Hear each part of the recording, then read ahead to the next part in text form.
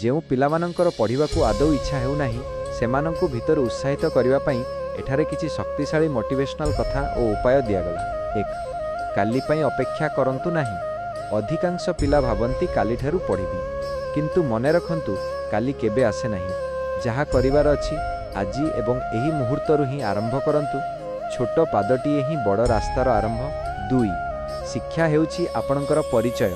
ଦୁନିଆରେ ଲୋକେ ଆପଣଙ୍କୁ ଆପଣଙ୍କ ନାମରେ ନୁହେଁ ବରଂ ଆପଣଙ୍କ ଯୋଗ୍ୟତାରେ ଚିହ୍ନିବେ।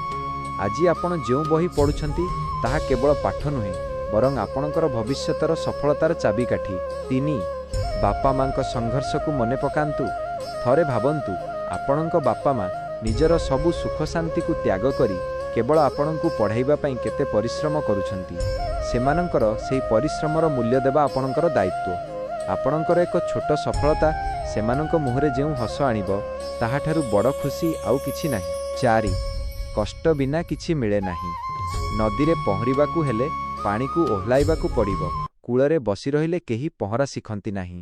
ସେହିଭଳି ଭଲ ଜୀବନ ଜୀଇବାକୁ ହେଲେ ଆଜି ଟିକେ ପରିଶ୍ରମର କଷ୍ଟ ସହିବାକୁ ପଡ଼ିବ। ଆଜିର ପରିଶ୍ରମ ହିଁ ଆପଣଙ୍କୁ କାଲି ପାଇଁ ଆରାମଦାୟକ ଜୀବନ ଦେବ। 5. ମନର ସାରଥି ନିଜେ ହୁଅନ୍ତୁ। ଆମ ମନ ବହୁତ ଚଗଲା, ସେ ସବୁବେଳେ ଖେଳିବାକୁ ବା ଫୋନ୍ ଦେଖିବାକୁ ଇଚ୍ଛା କରିବ। କିନ୍ତୁ ଜଣେ ବୀର ବା ଶକ୍ତିଶାଳୀ ସେହି ଯିଏ ନିଜ ମନକୁ କୁହେ ତୁ ନୁହେଁ ମୁଁ ତୋତେ ଚଳାଇବି। ନିଜ ଉପରେ କଣ୍ଟ୍ରୋଲ ରଖନ୍ତୁ। ପିଲାମାନଙ୍କ ପାଇଁ କିଛି ସ୍ୱତନ୍ତ୍ର ଟିପ୍ସ। 5 minute rule.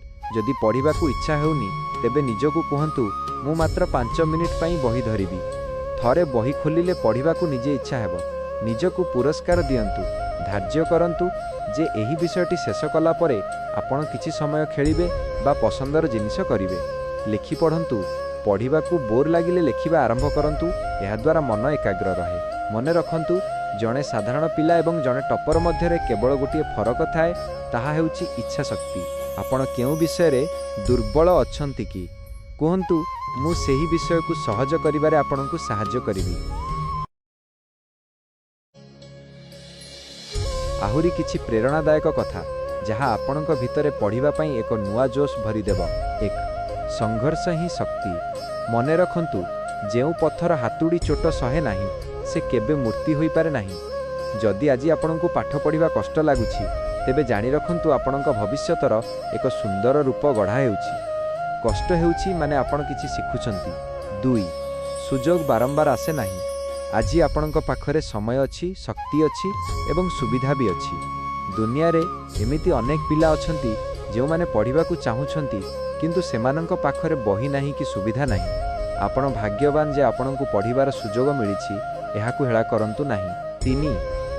ଭୟକୁ ଜିତନ୍ତୁ। ଅନେକ ସମୟରେ ପାଠ କଠିନ ଲାଗିଲେ ଆମର ପଢ଼ିବାକୁ ଇଚ୍ଛା ହୁଏନି, କିନ୍ତୁ ଡରର ଆରପାରିରେ ହିଁ ବିଜୟ ଅଛି। ଯେଉଁ ବିଷୟଟି ସବୁଠାରୁ କଷ୍ଟ ଲାଗୁଛି ତାକୁ ହିଁ ଆଜି ଚ୍ୟାଲେଞ୍ଜ ଭାବେ ନିଅନ୍ତୁ। ଦେଖିବେ ସେଇଟା ସବୁଠାରୁ ସହଜ ହୋଇଯିବ। 4. କାହା ସହ ତୁଳନା କରନ୍ତୁ ନାହିଁ। ଆପଣ ଅନ୍ୟ କାହା ଭଳି ହେବା ଦରକାର ନାହିଁ। ଆପଣଙ୍କୁ କେବଳ ଆଜିର ନିଜଠାରୁ କାଲି ଅଧିକ ଭଲ ହେବାକୁ ପଡ଼ିବ। ଯଦି ଗତକାଲି ଆପଣ କିଛି ପଢ଼ିନାହାନ୍ତି ତେବେ ଆଜି ଅନ୍ତତଃ 2ଟି ଧାଡ଼ି ପଢ଼ନ୍ତୁ। ସେତିକି ହିଁ ଆପଣଙ୍କର ସଫଳତା। 5. ଆପଣଙ୍କ ପରିଚୟ ଆପଣଙ୍କ ହାତରେ। ଦିନେ ଏମିତି ସମୟ ଆସିବ ଯେତେବେଳେ ଆପଣଙ୍କୁ ଲୋକେ ପଚାରିବେ ଆପଣ କ'ଣ କରନ୍ତି। ସେତେବେଳେ ଗର୍ବର ସହ ଉତ୍ତର ଦେବା ପାଇଁ ଆଜି ଆପଣଙ୍କୁ ପରିଶ୍ରମ କରିବାକୁ ପଡ଼ିବ। ଆପଣଙ୍କ ସାର୍ଟିଫିକେଟ୍ କେବଳ କାଗଜ ଖଣ୍ଡେ ନୁହେଁ, ତାହା ଆପଣଙ୍କ ପରିଶ୍ରମର ପ୍ରମାଣ। ନିଜ ମନକୁ କୁହନ୍ତୁ ମୁଁ ଶୋଇବା ପାଇଁ ଜନ୍ମ ହୋଇନି, କିଛି କରି ଦେଖାଇବା ପାଇଁ ଜନ୍ମ ହୋଇଛି। ମୋ ପାଇଁ କିଛି ବି ଅସମ୍ଭବ ନୁହେଁ। ମୁଁ ଆଜି ନିଶ୍ଚୟ ପଢ଼ିବି। ଚାଲନ୍ତୁ ଏକ ନୂଆ ଆରମ୍ଭ କରିବା। ଆପଣ ଏବେ କେବଳ 10 ମିନିଟ୍ ପାଇଁ ଆପଣଙ୍କର ସବୁଠାରୁ ପ୍ରିୟ ବିଷୟ ବହିଟି ବାହାର କରି ପଢ଼ନ୍ତୁ। ମୁଁ ଏଇଠି ଅଛି, ସେତିକି ପଢ଼ି ସାରି ମୋତେ ଜଣାନ୍ତୁ।